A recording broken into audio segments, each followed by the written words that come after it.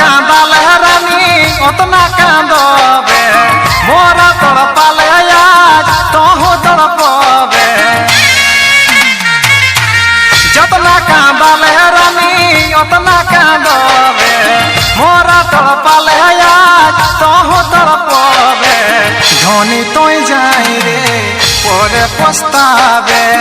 आँखी के लर तहू आँखी सुखावे धनी तोय जाई रे परे पछतावे आँखी के लर तहू आँखी सुखावे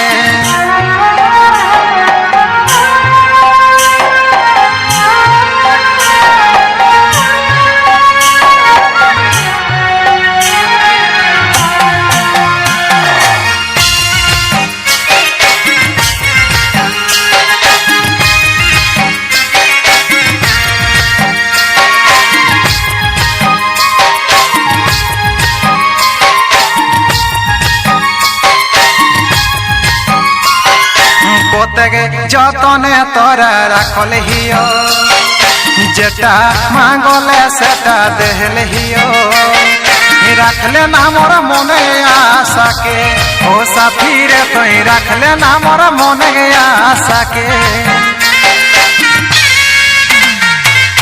কটু কথা না কাভি कहले हियो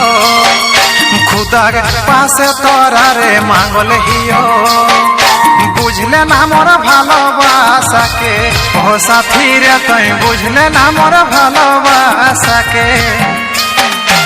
जतना तरसाले रानी उतना तरसबे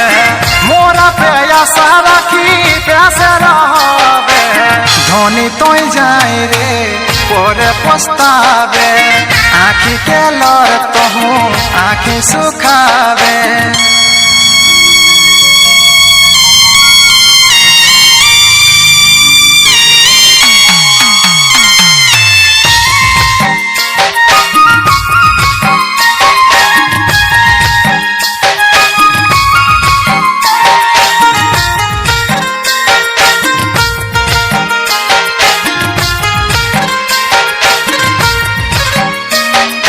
तोही तो हले मोरा आँखी कर तारा